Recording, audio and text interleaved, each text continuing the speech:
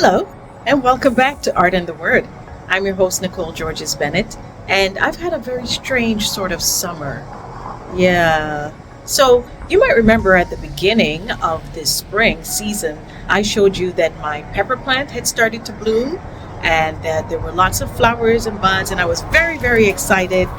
And then nothing happened. Yeah, actually, I shouldn't say nothing happened. We had one pepper from the entire tree. One. At the beginning of the summer, this tree was full of little white flowers. It was budding, and there was the promise of a very full, rich harvest. And for some reason, it all disappeared without a trace. I don't know. It's the case of the missing peppers. We speculated that because we had had some very rainy and windy days in the summer, that all the buds had been knocked off except for this one pepper that was hidden beneath the leaves and was so protected.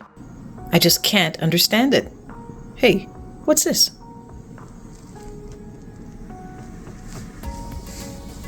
A trail left by the pepper thief. No. He looks so innocent. My husband solved the mystery, actually. He figured out that every time Simba would go out onto the veranda, he would wag his tail, and that would knock all the buds and all the flowers off of the pepper plant. And of course, as you know, no flowers, no buds, no peppers. Mystery solved. And here's something to think about as we enter into the beautiful fall season. Aren't those autumn leaves just gorgeous?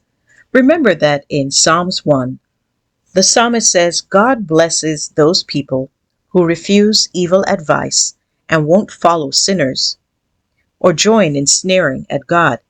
Instead, they find happiness in the teaching of the Lord and they think about it day and night. They are like trees growing beside a stream, trees that produce fruit in season and always have leaves. Those people succeed in everything they do, but that isn't true of those who are evil. They are like straw blown by the wind. Sinners won't have an excuse on the day of judgment, and they won't have a place with the people of God. The Lord protects everyone who follows him, but the wicked follow a road that leads to ruin. So I certainly hope that you are rooted in the Word of God and that you will bear fruit, the fruits of the Spirit: love, joy, peace, patience, gentleness, goodness, self-control. And you won't end up like my pepper plant, full of promise, but no harvest. Speaking of which, I'm going to move that pepper plant a little bit higher so that Simba's tail will not whack away the promise of the next harvest. Thank you so much for watching, and please do like, share, and subscribe. And remember, be creative for the kingdom.